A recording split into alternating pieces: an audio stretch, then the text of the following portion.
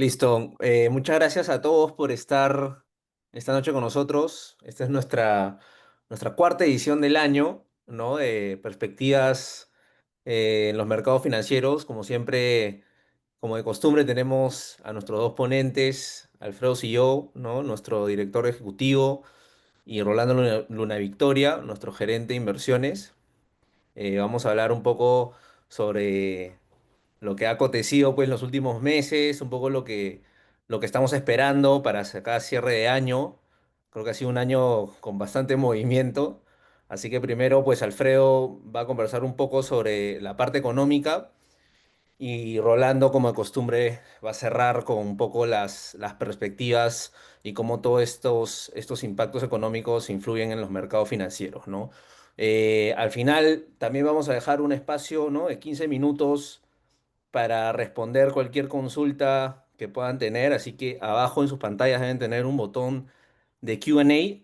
Pueden ir ingresando sus preguntas a lo largo del webinar y al final podremos tener un espacio para responder todas las que podamos.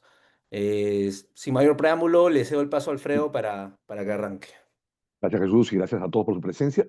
Efectivamente voy a arrancar con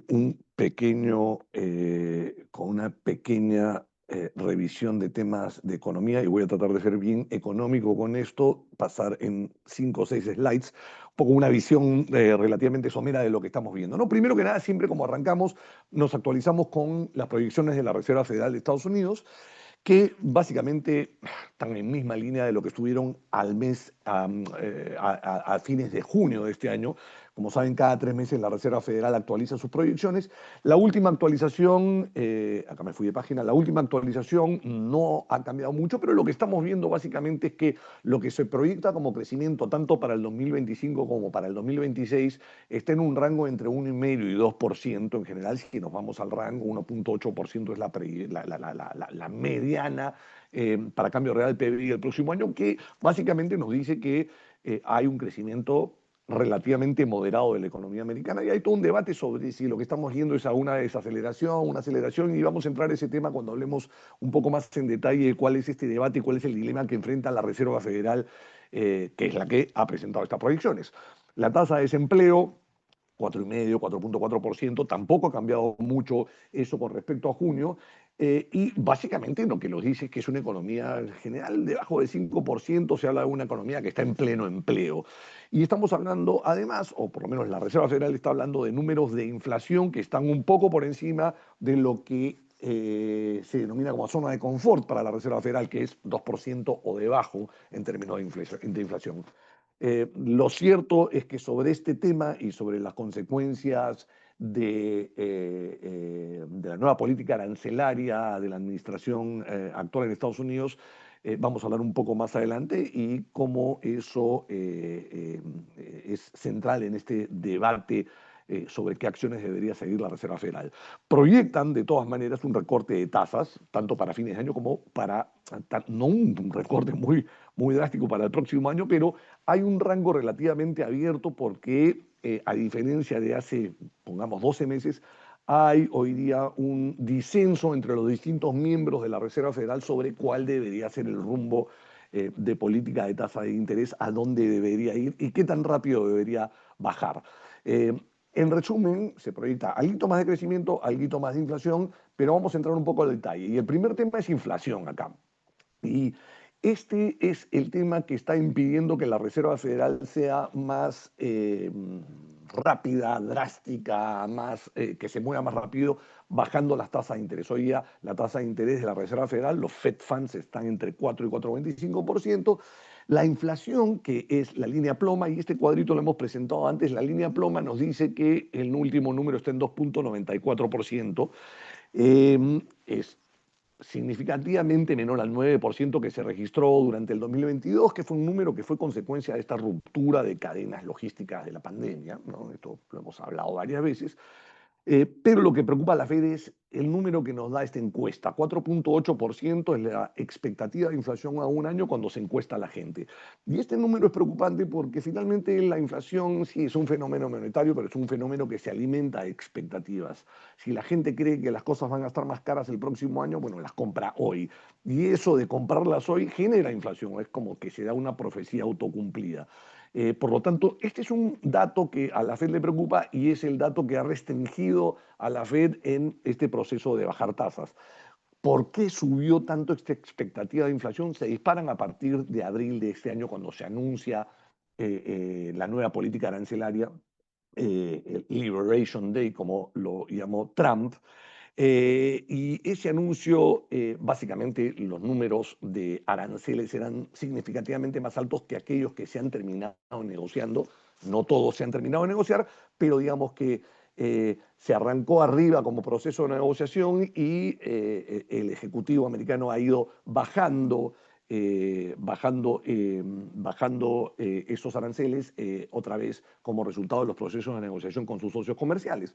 Pero esto definitivamente va a generar algo más de inflación, ¿no? O sea, si uno le pone impuestos de, no sé, 30% a un bien que importa mucho la economía, sí, al comienzo el exportador puede decidir comerse algo de ese aumento de precio, de repente el importador, pero algo termina cayendo en el consumidor y lo que estamos viendo, y voy al cuadrito de abajo a la derecha, es que a medida que pasan los meses, el impacto el impacto que sufre el exportador, voy a poner que el exportador es China en este caso, cada vez es menor, cada vez tanto el importador americano como el consumidor son los que terminan pagando este exceso de aranceles. Finalmente es un impuesto al consumo, ¿no? Y eso es lo que no hemos terminado de ver todavía.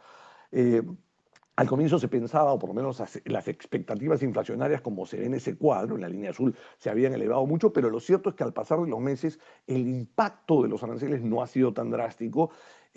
Ahora, todavía no hemos terminado de ver el impacto completo. A ver, el viernes mismo vimos a Trump otra vez hablar de 100% de impuestos a bienes importados de China. El fin de semana la afirmación fue un poco más moderada, pero este es un proceso que no se acaba, esperemos que se acabe a fin de año, ¿no?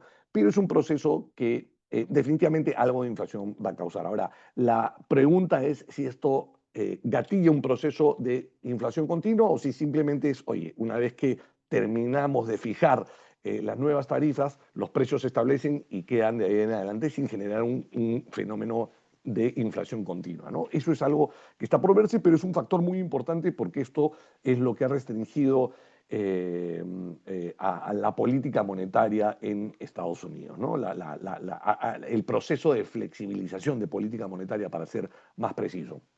Eh, Ahora, dentro de la Reserva Federal hay miembros que piensan que tiene que acelerarse la bajada de tasa y básicamente el argumento se ve en esta página. No voy a tratar de explicar un poco lo que dicen este cuadrito, pero básicamente lo que dicen los proponentes de tasas menores es que el mercado laboral se está desacelerando y lo que está pasando ciertamente es que Estados Unidos, al ritmo de crecimiento que tiene, debería estar creando mucho más trabajo que el que está creando. Y no lo está creando. No lo está creando por dos o tres razones importantes. Una, el gobierno está despidiendo gente, ¿no? No solamente el DOGE, el Department of Government Efficiency, tuvo un rol en esto, sino que es algo que ya es política de la administración. Aparentemente esto se proyectaba que se iba a acelerar además con este cierre de gobierno que estamos viendo hoy en Estados Unidos, pero hoy día un juez ha bloqueado la posibilidad de que se despida más gente, pero lo cierto es que independientemente de lo que está pasando hoy día, la curva de despidos y la línea de gobierno es esta línea que estoy dibujando ahora. Sé que los colores no son muy distintos y se puede confundir, pero lo que estamos viendo es disminución de empleo en el gobierno importante, disminución de empleo en particular en los sectores más afectados por el impacto de los aranceles y acá un componente adicional, no hay mucho empleo para jóvenes saliendo de universidad los últimos 2 años. Básicamente lo que hemos visto es que eh, la inteligencia artificial está reemplazando a muchos de los graduados de primer año, el típico trabajo de asociado de primer año en una serie de industrias en Estados Unidos. Está siendo reemplazado por el ChatGPT, básicamente, ¿no? O sea, este trabajo que le dan a uno a un analista, reúneme la información, hace estos cuadros y pónmelos en una presentación, hoy día uno se lo pide a ChatGPT y lo hace en 5 minutos. Eh, Así es que eso de ahí está teniendo cierto impacto sobre la creación de trabajo. No se está despidiendo gente, realmente, tampoco se está contratando. Y esto es algo que señalan algunos economistas como una preocupación potencial. Finalmente, no crear puestos de trabajo significa, de cierta forma, no darle más ingreso disponible a la población en general, y eso restringe el consumo, que es la parte más importante del PIB americano. Entonces, eh, esos son los dos temas y acá recuerden, la Reserva Federal tiene un mandato doble: controlar la inflación, pero con pleno empleo. Aparentemente la inflación no está controlada y podríamos estar perdiendo esta situación de pleno empleo, gran dilema para la Reserva Federal. Ahora, otro tema que está muy prevalente en el mercado a ver, vemos que hay una moderación en el crecimiento económico, pero por el otro lado la administración actual está dándole un impulso muy fuerte eh, a la inversión local, a la inversión en el país. La inversión anunciada y acá estoy usando una muestra de 50 empresas que básicamente han sido o forzadas por los aranceles o forzadas directamente por la muñeca de la administración actual, suma alrededor de 5 trillones de dólares. Estoy hablando en términos americanos, ¿no? Donde 5 trillones de dólares son 5.000 millones, son 5.000 billones de los que nosotros hablamos, ¿no? Bueno, estos 5 trillones en términos americanos eh, son aproximadamente el 16% del PBI en un solo año, ¿no? Entonces, ese impulso, si es que se traduce todo en realidad, es masivo y muy importante. Y acá en este cuadro de arriba solamente señalo, y acá, esta es la línea del 500 billones en términos americanos, hace 5.000 millones de dólares. Esa línea la pongo ahí porque acá estos dos últimos números claramente llegan a esa línea, pero estos son solamente 4 empresas. Estos son Meta, Microsoft, Amazon y Alphabet. Esa inversión masiva es el 72% de su flujo de caja operativo que está siendo metido en inteligencia artificial. Esta es una apuesta tremenda y es una apuesta que, bueno, vamos a ver si paga. Claramente, si esta apuesta paga, no solamente vamos a ver ganancias de productividad en estas empresas, sino que estas ganancias de productividad probablemente se van a expandir a todo el aparato corporativo americano y es parte de la gran apuesta que está haciendo el gobierno, porque hoy día el gobierno tiene una situación bajo la cual el gobierno americano, me refiero, está en una situación en la cual está impulsando el crecimiento a través de inversión, ya sea forzada a través de aranceles o promocionada en distintos sectores. Eh, y es la manera en que piensan que van a poder cerrar el déficit fiscal que tienen. No voy a hablar del déficit fiscal ahora, pero sí es un tema que hemos comentado varias veces antes. Estados Unidos hoy día tiene un déficit fiscal de 5 o 6%, insostenible, y el paquete fiscal reciente es un paquete fiscal que no mejora en nada esa situación. El país tiene que lograr un crecimiento importante y un crecimiento muy productivo para poder cerrar esa brecha y otra vez mejorar su calidad de crédito, y aparentemente la apuesta va por todas estas tecnologías, ¿no? Lo cierto es que el sector corporativo ha tomado la apuesta, lo está haciendo, se está invirtiendo no solamente en mejoras de sistemas de inteligencia artificial, sino la inversión que se está haciendo en energía, en generación de energía eléctrica es masiva, no solamente en energía tradicional, sino en plantas nucleares, en reactores pequeños, etcétera, eh, como para poder potenciar para que se pueda utilizar la inteligencia artificial en toda su amplitud, ¿no? El consumo de energía de cada uno de estos sistemas de lenguaje es intenso, es muy grande. Eh, este nivel de inversión que estamos viendo, que para este año es más o menos $1 trillón, ya está aumentando el crecimiento del PBI en algo más de 1%. Entonces, vamos a ver, es una apuesta muy interesante. Esto es un poco más de lo mismo. Hay eh, en algunos sectores del mercado algo de escepticismo con respecto a si esto va a pagar. Hay gente que compara esto con la burbuja de los años 2000, fines de los 90, años 2000, cuando se invertía masivamente en empresas .com y en fibra óptica. Se necesita fibra óptica para que el .com funcione y ese experimento no funcionó bien. Esa vez el aparato económico en general se le pasó la mano un poco, terminó el aire ese experimento si bien esa fibra óptica hoy día se usa en toda su extensión, se demoró mucho tiempo. ¿Ah? Entonces hay algo de escepticismo con respecto al momento que estamos viendo ahora. Dos cosas nada más. Esta inversión la están haciendo empresas con su flujo de caja operativo y son empresas que están consolidadas y empresas que tienen utilidades. Hay una diferencia bien importante con respecto a los 90 y 2000.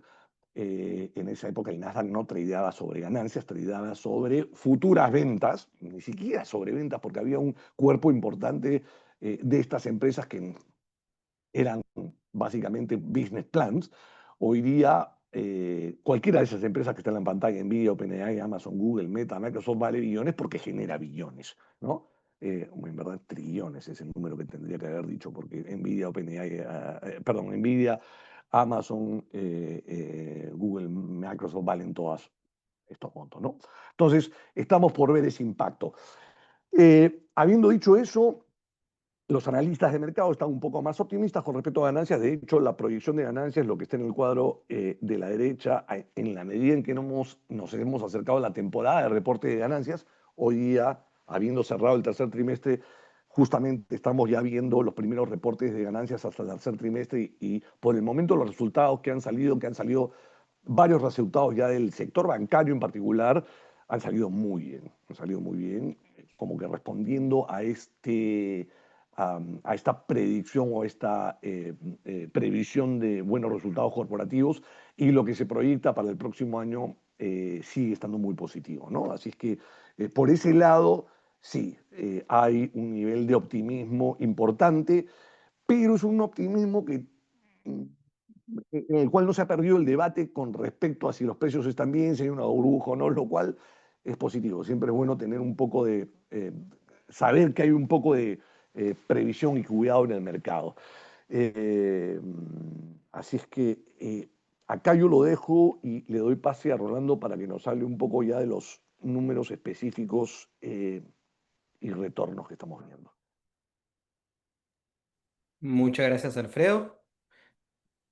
Listo. Entonces, luego que Alfredo comentó la parte de fundamentos, la pregunta de siempre es, ¿cuánto de estas especulaciones están ya incorporadas en los precios de los activos financieros?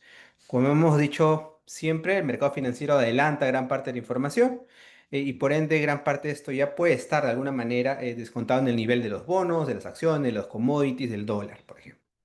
Entonces, ¿cómo estábamos nosotros en julio? El último webinar que hicimos en julio, estábamos positivos, ¿no? Vemos ahí, por ejemplo, esperábamos sorpresas positivas de crecimiento y el proceso interno de Faro Capital te decía una toma de riesgos de equity. Octubre, es decir, para los últimos 3 meses de este año, seguimos con el lado de las sorpresas positivas en los datos de crecimiento. El sentimiento de mercado sigue siendo positivo. Eh, Hay un cierto ligero cambio en el proceso sistemático que vamos a explicar ahora. El último Q típicamente es positivo en la renta variable y cuando uno junta estas partes terminamos estando positivos en el último trimestre del año. Entonces eso da pie a que todavía la bolsa de valores y activos con riesgo puedan seguir subiendo. El tema es cuánto, ¿no? Para este año. Eh, En la parte sistemática, que lo hemos venido hablando en varios comités, nosotros tenemos una herramienta que lo que te dice es en qué momento subirnos a riesgo de acciones, en qué momento bajarnos a riesgo de acciones, en qué momento mantenernos neutral. Como ven en el gráfico, desde, bueno, buen tiempo estamos en la zona verde, ¿no? Y en las últimas semanas esta zona como que tiene o parece que se está yendo en la zona amarilla. Todavía seguimos en la zona verde, la zona de comprar acciones, pero cada vez más cercanos a la zona amarilla. Entonces es como una señal, ok, todavía no es una señal de neutral, pero te dice, bueno, tal vez si es que semanalmente esas herramientas te dicen que se está enfriando un poco, seguramente vamos a irnos a la zona neutral. Dicho esto, estamos lejos de la zona roja. Es decir, no estamos recomendando oye, asústense, vendan el riesgo porque todo eso va a caer pronto, ¿no? Puede pasar, sí puede pasar, pero lo que nosotros creemos es que todavía no. Ahora, siempre en el largo plazo las acciones es favorable, ¿no? El retorno de las acciones es favorable. Aquí hemos querido agregar algo adicional a lo que venimos haciendo en los últimos webinars. No solamente hemos puesto renta variable en ese gráfico, sino también las otras clases de activos. Por ejemplo, tenemos aquí el S&P, el de siempre. Tenemos la naranja, que es el precio del oro. Luego tenemos la ploma, que es el tesoro americano o el bono del gobierno de los Estados Unidos. Y por último, el dólar, ¿no? En un horizonte de 30 años. ¿Ya? Largo plazo no son 5 años, no son 10, no, es mucho más. Entonces, en 30 años lo que uno puede ver es que la inversión de renta variable gana. Y de hecho, es recomendable siempre, si tienen un horizonte a largo plazo, tener algo de acciones, ¿no? En un índice diversificado, por ejemplo, como que es el S&P 500. Obviamente, años de caída, si uno ve esta línea, la primera línea del cuadro inferior, hay más verdes que rojos. He querido agregar otros. Y también en los otros activos hay más verdes que rojos. Y fíjense en el oro, ¿no? El oro resulta ser una inversión que en los últimos 5 años ha remontado. Ya, entonces nosotros, en general, cuando uno corre optimizaciones, el peso de oro se ha venido incrementando, ¿no? De hecho, nosotros corrimos hace ya el año pasado y salía como un 20% de oro en un portafolio diversificado balanceado, por ejemplo. ¿Ya? Ahora, no siempre el oro ha sido una buena inversión de corto plazo. Miren acá, he graficado del 2011, hay una línea horizontal hasta el año 2019, donde el precio del oro luego comienza a caer o no, y recién se recupera luego de 9 años. Entonces, no es tan fácil, sí, el oro siempre va a subir, no, porque hemos tenido años bien variados en los cuales el oro eh, se mueve, ¿sí? Y comienza a caer y luego se recupera. En estos años viene subiendo, justamente el 2022, luego el COVID, luego la guerra de Rusia y Ucrania, el oro comienza a repuntar. Entonces es una oportunidad. Nosotros estamos recomendando tener alguna inversión en renta en oro también. Luego, la línea ploma. La línea ploma es la línea del Tesoro americano, ¿no? Como vemos, es la línea de menor volatilidad, pero el retorno obviamente es más estable, pero no ganas mucho en horizonte a largo plazo. El dólar también tiene cierta estabilidad y no hay una ganancia muy importante en un horizonte de más largo plazo, ¿sí? Si acortamos la muestra a 5 años, por ejemplo, ¿qué vemos? Que la naranja, que es el oro, comienza a repuntar al final. Entonces, ustedes deben haber visto varios reportes donde se recomienda comprar commodities, ¿no? Y no solamente el oro.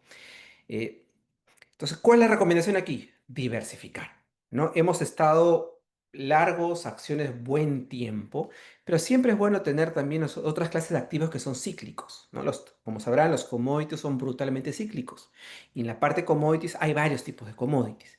Entonces, por ejemplo, aquí, en el caso del S&P, que también es una buena inversión, nosotros tenemos las predicciones que teníamos en junio y en septiembre. En junio, el mercado financiero esperaba en mediana 6.100 puntos del S&P 500, ¿no? Y estamos más. Ahora, en septiembre, la última es 6.500. Entonces, vemos cómo siempre el mercado, cuando el S&P sube, actualiza sus predicciones, ¿no? Hacia el alza, ¿no? Hay una actualización de más o menos 6,5%, de 6.100 a 6.500. Nosotros no acostumbramos a actualizar nuestros datos siempre. Si tenemos en diciembre un dato, armamos escenarios y tenemos, bueno, lo que esperamos para el año. Los datos inferiores son los datos de todo este año.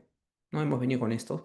Si se verá dando cuenta, el valor de hoy del S&P 500 ya superó el escenario base y está en camino al escenario positivo, ¿no? Está como yéndose hacia la derecha del escenario que esperábamos en diciembre de 2024, ¿no? Eso implica que si llega a 7.000, son 5.000, perdón, son 5,4% más de los niveles actuales. Tampoco es mucho, pero todavía hay un camino adicional para que el S&P pueda seguir corriendo todavía. Entonces, si uno dice, ok, tampoco es mucho, entonces, ¿por qué no diversifico? Efectivamente, si uno ve, por ejemplo, es el siguiente gráfico, tenemos otros activos aparte del S&P, ¿no? Y cómo ha venido yendo a lo largo del año. La plata, más del 75% en el año. El oro, más del 55% en el año. La renta variable europea, la renta variable emergente, el cobre, Japón. Muchos activos han rendido más que la bolsa americana. ¿Ya? Entonces, aquí el concepto es diversificar, no solamente estar en Estados Unidos, sino también uno puede tener activos fuera de la bolsa americana en un escenario de crecimiento económico, tal vez no mucho, pero mientras la probabilidad de recesión no sea suficientemente alta o el escenario comience a ser muy negativo, podríamos estar también en activos fuera, ¿no? de los Estados Unidos de manera temporal. ¿Ya? En el caso de los commodities, aquí hemos querido hablar de tres en particular, oro, plata y cobre, ¿no? El oro es una reserva de valor, lo compran los bancos centrales, lo han venido comprando con mayor peso, también lo compran en China e India como joyería para las bodas, ¿no? Y también se compra como inversión, ¿no? El World Gold Council tiene muy buena información, por ejemplo, más o menos un tercio o casi 40% está en inversión, ¿no? Y eso asocia a la incertidumbre. Hay incertidumbre en el mundo, compro oro. La persona es el 100% de la demanda, ¿no? Más o menos bordea el 40%. ¿Ya? Y también tienes otro fundamento. Entonces, ¿el oro puede seguir subiendo? Sí. Sorprende. A nosotros sí estábamos positivos, pero claro, son retornos bien altos y asociamos bastante a la incertidumbre producto de todo lo que está pasando en el mundo. La plata siempre hace un catch-up, tiene un ratio con respecto al oro. La plata hizo un catch-up y comenzó a subir mucho más que el oro. Y el cobre, asociado también al crecimiento de los países emergentes, ¿no? Siempre los commodities están asociados a déficit entre oferta y demanda, ¿no? Entonces, si hay un déficit del mineral, como el caso del cobre, los precios tienden a subir. ¿Quién gana cuando sube el cobre? Perú, ¿no? Los términos de intercambio peruanos, para que tengan una idea, están en máximos. Y eso hace que entre bastante recaudación tributaria y beneficie al Perú ahora, ¿ya? Cuando vemos el mundo de los bonos, ¿cuánto de los bonos, qué está reflejando la renta fija, ¿no? Yo siempre, antes de ver la renta variable, a mí me gusta siempre ver primero la renta fija, ¿no? El mundo risk-free. Aquí el mundo risk-free es la curva de abajo. Es la curva del Tesoro americano de los Estados Unidos, ¿ya? Si vemos una curva mejor comportada, ¿no? Si regresamos a webinars pasados, la curva no estaba tan bien comportada. Ahora sí. Eh, y lo de arriba son curvas que tienen un spread, es decir, ¿y son curvas de qué países? Solamente para hablar, ¿me escuchan bien? ¿Sí? Sí, se te escucha bien, Rolo. ¿Sí? Sí. Perfecto. Gracias. Las curvas de arriba son curvas de bonos latinoamericanos en dólares. ¿Ya? Y es bien importante porque uno tiende cuando quiere diversificar e irse a renta fija, tiende a irse, no sé, a bonos peruanos o bonos colombianos por beneficio tributario, pero también ven bonos en dólares interesantes en otros países de Latinoamérica. Miren Colombia, miren Brasil, tasas por encima que son atractivas y han corrido, ¿ya? Son retornos favorables. La TAM sigue siendo atractiva en términos de tasa. Obviamente no tanto como antes, pero sigue siendo atractiva. Cuando vemos los spreads o los márgenes, cuánto más recibir relativo a un tesoro americano, por ejemplo, vemos que los márgenes en una ventana de los últimos 5 años han venido apretándose o no. ¿Qué ve un margen en renta fija, un spread? Mira el riesgo, ¿no? Cuando el spread sube es porque el instrumento es más riesgoso, comienza a abaratarse, a perder valor, y cuando el spread cae, se comienza a ser menos riesgoso, ¿no? Y vemos, por ejemplo, que la línea está yéndose abajo. En general, tanto en US Investment Grade, US High Yield, el MB, el SEMBI, el SEMBI High Yield, tenemos hacia abajo. Eso es bueno para la renta fija. El tema es si pueden seguir cayendo. En mi opinión, sí, pero cada vez más tienes un límite inferior que estamos acercándonos, ¿no? ¿Puede quedarse ahí buen tiempo? Sí. No hay algo que te diga, ya, llega a tal nivel y eso rebota, ¿no? Estamos por ahí, todavía puede seguir siendo atractivo, ¿ya? No hemos visto un incremento importante del spread de la renta fija como que te diga que te asuste, ¿no? Uno sabe que el mundo de la renta fija es más, entre comillas, más profesional, adelanta más la versión del riesgo. Si veríamos que una recesión se viene pronto, seguramente esos spreads comienzan a ampliar fuertemente. Han habido una presión pequeña todavía, pero no que amerite que nos asustemos demasiado ante una recesión inminente. Luego, eh, datos económicos, ¿no? Es bien importante ver los datos económicos. Acá los datos económicos son varios los que seguimos nosotros. Y al lado derecho estamos, ¿cómo creemos que ha sido el impacto? Impactos positivos, si los datos han salido bien. Los rojos si no han salido tan bien y los amarillos si son neutrales. En líneas generales, tenemos como, en términos de importancia también los datos, eh, datos resilientes, ¿no? El dato económico y crecimiento no ha salido malo, la economía americana está creciendo. Muchos se acuerdan que decían que venía una recesión. No vino en 2022, no vino en 2023, no vino en 2024, no ha venido en 2025. Puede venir, sí. Puede caer improvisto, sí. Pero por el momento, lo único que puede complicar de manera importante es el empleo, ¿no? El empleo, si bien el último dato no ha salido porque, bueno, está en el shutdown, no lo sabemos, pero la tendencia sí venía a un enfriamiento del mercado laboral y hay que seguir monitoreando. ¿Ya? Los precios también, la inflación no está en 2%, pero tampoco está en niveles muy altos, ¿no? Todavía, al parecer, todo puede ser controlado. ¿Y por qué? Miremos la productividad, ¿no? Yo lo que siempre cuando hablamos en el equipo me gusta hablar, productividad. La productividad americana sigue en ascenso. Entonces, mientras haya productividad, los precios de alguna manera pueden controlarse. ¿Ya? Las empresas siguen ganando utilidades, ¿no? Y eso es favorable. Entonces, Estados Unidos tiene ese poder todavía. No es que la economía americana va a rendir menos o que las ganancias empresariales van a ser menores. De hecho, las sorpresas empresariales siempre han sido favorables, ¿no? Estamos ahora otra vez en una earning season y esperamos que eso también sea positivo. Cuando pasamos al rubro del sentimiento de mercado, aquí hay una cierta señal de cautela.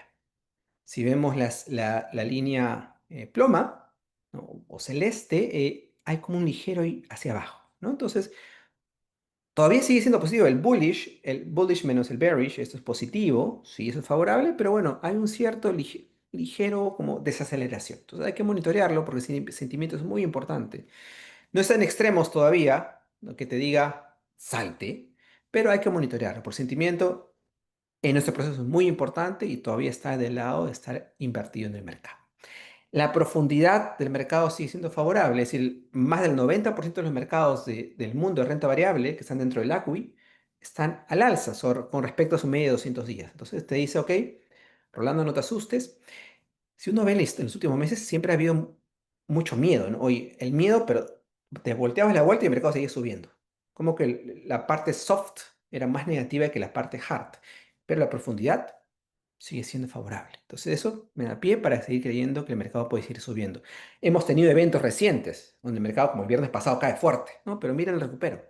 Entonces todavía la profundidad sigue siendo positiva, el sentimiento sigue siendo positivo, los datos macroeconómicos todavía soportan, por lo tanto hay confianza para que la bolsa pueda seguir subiendo, ¿sí? En resumen, sentimiento positivo, crecimiento resiliente, el retorno de renta fija es atractivo todavía y no perder de vista que los commodities pueden seguir diversificando. Las correlaciones algunas no son tan positivas, entonces te pueden permitir diversificar. Oro, plata, cobre y otro commodity que puede ayudar porque los commodities son brutalmente cíclicos y si el ciclo es favorable va a ser beneficioso. Gracias y quedamos para alguna pregunta. Mm. Gracias, Rolando. Justo vamos a pasar a la sección de preguntas. Hemos recibido unas cuantas. Nos preguntan específicamente sobre nuestro fondo de renta variable, ¿no? El fondo de renta variable global en Faro. ¿Y qué ventajas ofrece sobre invertir en el Mm. S&P? Ujú. Rolo, Ah, esa te la bien, dejo a ya. ti. Sí, claro. Bueno, nuestro fondo, tal como hemos conversado, está más diversificado que solamente Estados Unidos, ¿no? El fondo tenía antes casi todo Estados Unidos, pero hemos migrado a economías emergentes, hemos migrado más a commodities, en línea con el crecimiento económico, ¿no? Entonces, eso es favorable. Entonces, creemos que es un producto que tiene tanto de las tesis emergentes como de commodities y también tiene su componente tecnológico dentro de los Estados Unidos, ¿no? Y eso ayuda. Entonces, diversifica varios escenarios, ¿no? En los commodities tenemos varios. Entonces, tenemos para poder tener una volatilidad controlada y poder tener retornos mejores. 嗯哼 tenemos unas cuantas preguntas que voy a tratar de agruparlas con respecto a lo que venimos conversando sobre la inteligencia artificial, si Mm, potencialmente hay una burbuja, ujú, eh, cuáles son nuestras perspectivas con esto y cómo nos estamos posicionando con nuestro fondo de renta variable. mm. Voy a tocar el tema de la burbuja muy brevemente, ¿no? Mira, la verdad es que mientras se siga hablando de que hay una burbuja, es probable que todavía la burbuja no esté en su peor momento, ¿no? Generalmente estos mercados o estas corridas optimistas mueren cuando la gente se deja de preocupar y hoy día todavía hay un debate de preocupación. Hay un debate sobre si la economía se está desacelerando, hay un debate muy claro sobre si los múltiplos a los que transan hoy día estas empresas son muy altos, hay un debate sobre si la inversión que se está haciendo va a terminar pagando o no, y eso significa que sigue habiendo algo de cautela, más allá de que además hay algo así como 7 trillones de dólares, o sea, 7 millones de dólares en cuentas de money market en Estados Unidos, que no es un monto despreciable, que suele ser un monto que además entra al mercado cuando hay caídas. Entonces, em, ya Rolando mostró un indicador de estos indicadores de encuesta de optimismo, donde se señala que hay algo de temor en el mercado, y eso es una buena noticia. Ahora, esto no quiere decir que esto está asegurado que sigue corriendo, ¿no?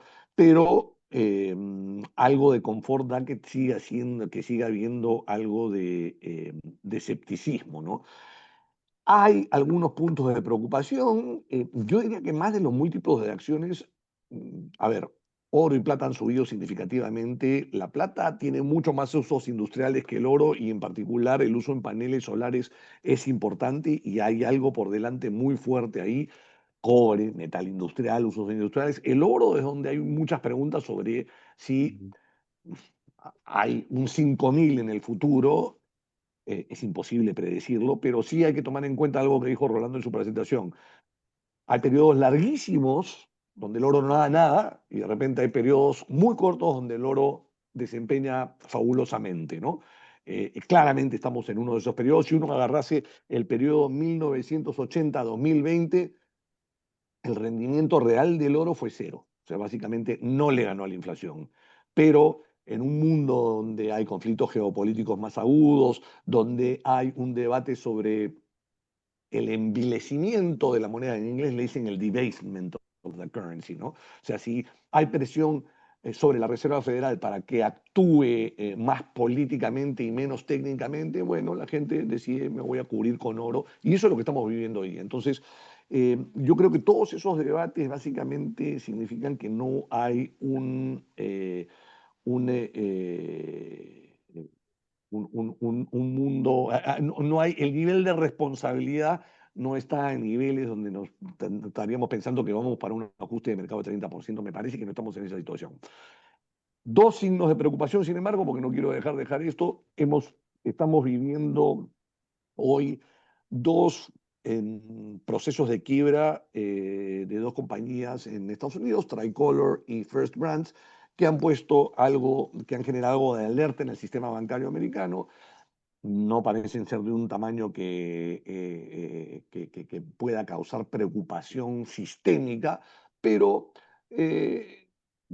digamos, cuando hay procesos de expansión monetaria y de alegría irresponsable en el mercado, a veces se presta plata a sectores que no son pues, precisamente muy fiables y algunos de estos empiezan a reventar. En algún momento estamos viendo un par de ejemplos hoy día.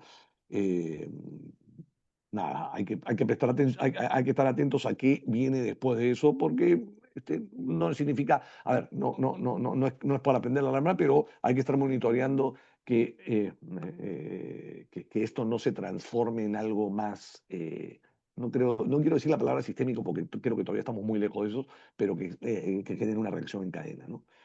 Eh, Creo que me expandí más allá de lo que la pregunta decía, No, pero pero está sí.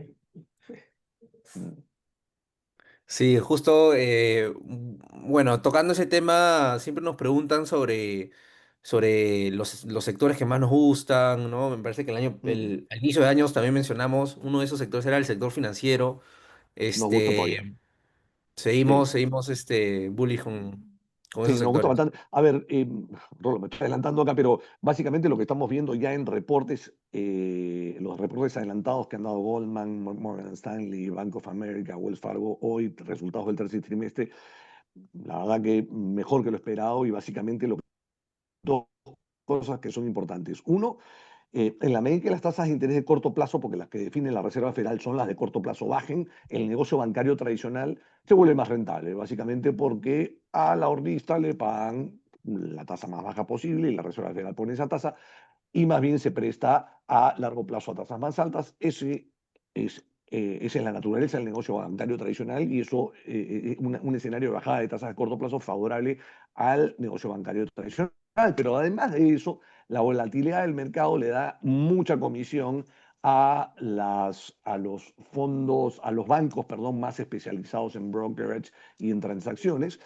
Y hay un componente adicional que hay un proceso de regulatorio o desregulatorio en marcha en Estados Unidos, puesto en marcha por esta administración, y ese proceso básicamente ha generado mucho más facilidad para fusiones y adquisiciones. En el mercado americano estamos viendo un boom de fusiones y adquisiciones, y eso se está reflejando en los estados financieros de los bancos. Nos parece que es un sector donde hay que poner fichas, hay que tener un sesgo positivo hacia ese sector. Perfecto. Acá tenemos una pregunta, Lo moviendo de tenemos. tema.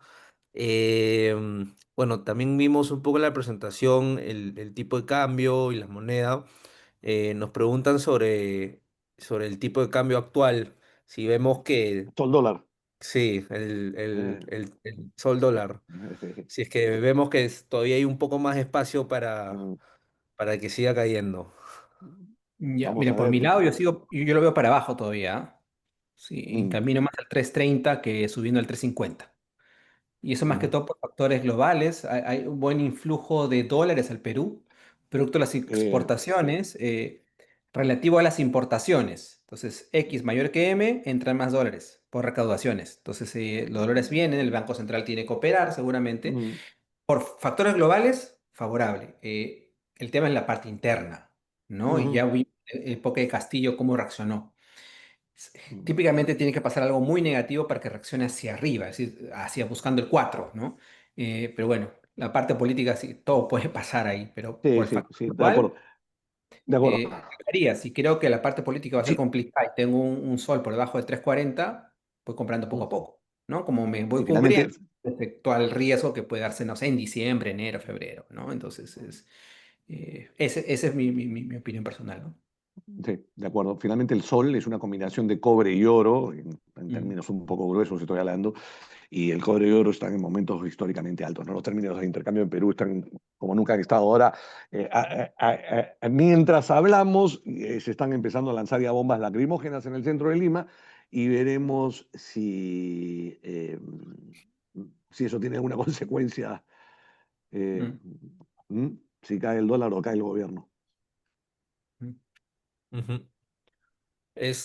Nos preguntan también sobre alguna recomendación que podríamos dar con respecto eh, a los fondos que tenemos, ¿no? Y mirando de acá hacia adelante, ¿qué opción podríamos recomendar ahora que hemos comentado un poco que los mercados quizás, Mm, por lo menos el de renta variable, no está tan amigable?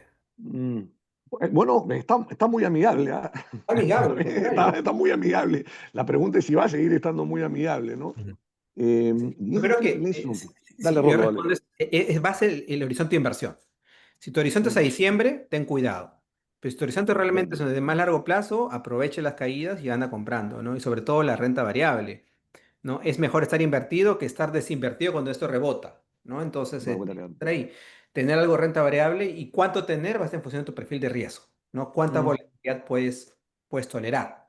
No, los fondos flexibles, por ejemplo, tienen volatilidades cercanas al 8% anual, ¿no? Ujú. Tal vez esa te acomoda más que una volatilidad del 18% como es un fondo de renta variable, o quieres una volatilidad por debajo del 5% como un fondo de renta fija.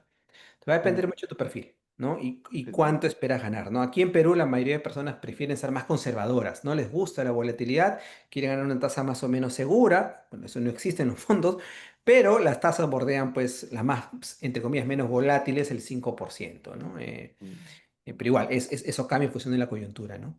Mm. Hay fondos para todos los gustos. También tenemos nosotros, por ejemplo, un fondo cash, un fondo que es donde se invierten en T-bills americanos, donde invierten en temas de corto plazo, ¿no? Que también puede ser atractivo para aquel que no quiere volatilidad. La verdad que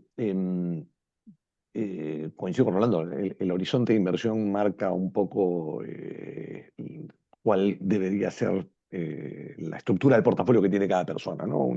Y en un horizonte a largo plazo no hay vuelta que darle que la inflación, que las acciones son lo mejor, tanto en términos de apreciación de capital, y son el mejor hedge contra la inflación. En verdad, en general también son la mejor forma de... Si uno cree que hay un potencial inflacionario en el futuro, en general las acciones han sido la mejor forma de cubrirse, ¿no? Nos dicen, ¿qué diferencia el fondo flexible del fondo renta variable, considerando que el fondo flexible puede anticiparse un poco más en caso caiga la renta variable? Me imagino que, Asumo, sí. me imagino que el Está hecho de que, preguntado por las diferencias entre los dos, ¿no? claro, entre tener solamente acciones y tener una combinación de acciones y bonos, ¿no? Ujú. Finalmente, una combinación de acciones y bonos va a ser menos buena, va a ser menos rentable en el largo plazo también que un fondo que sea solamente accionario, ¿no? Eh, pero no sé si es la respuesta que se está buscando, Rolando. No sé si tienes alguna O otra sea, interpretación. la diferencia, primero, nuestro fondo es institucional, el de fondos, ¿no? El fondo flexible, y el fondo de renta variable es un fondo más retail, ¿no? Y eso en términos operativos. En términos de lo que está dentro, nuestro fondo flexible tiene tanto renta fija como renta variable, ¿no? Del mundo, y está más o menos targeteado con una vol del 8%. El de renta variable es mucho más volátil. Entonces, el flexible está hecho para personas que no quieren arriesgar mucho en el corto plazo, ¿no? No quieren ver que se mueva mucho en el corto plazo porque seguramente tienen alguna necesidad de liquidez pronto y no quieren vender a la baja, ¿no?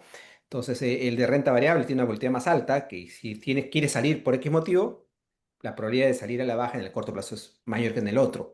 Pero en el largo plazo ambos es positivo, sí. Más positivo en el renta Mm, variable, obviamente, ¿no? Entonces va a depender ujú, mucho del perfil, ¿no? El fondo flexible es más para un perfil bien. moderado. Renta variable es un perfil más agresivo, ¿no?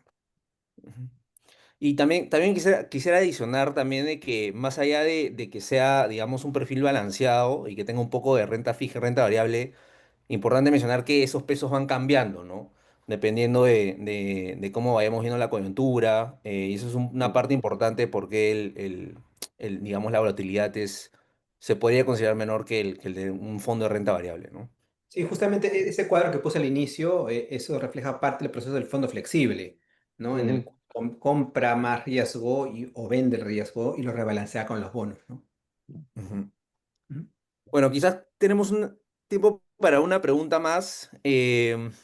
Hemos visto, bueno, en la presentación que hemos hablado bastante de commodities, dentro de los commodities que hemos expuesto, quizás cuál es el commodity que más nos gusta.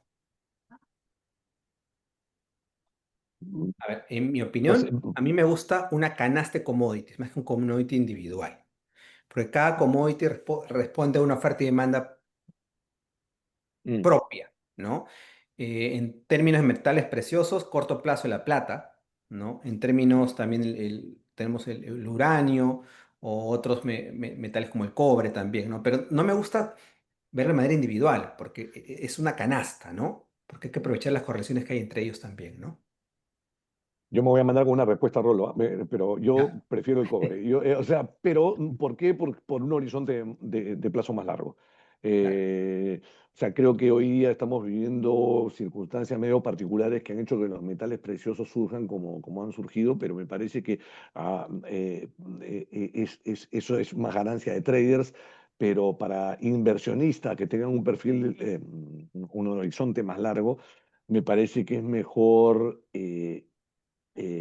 subirse al hecho de que, y esto creo que es casi inescapable, que la reconversión de la matriz energética a nivel global significa viento de cola para el precio del cobre por un periodo relativamente largo, ¿no? Me parece que eso ya desde un punto de vista un poco más de largo plazo. ¿No? Perfecto. Bueno, creo que con eso concluimos la sesión de preguntas. Igual, si es que Ujú. hay algunas preguntas adicionales, siempre estamos disponibles al correo, al WhatsApp. Podemos responderlas por Muy ese bien. medio. Ujú. Igual me gustaría agradecer a todos ustedes por estar aquí con nosotros y especialmente a Alfredo y Rolando por su tiempo.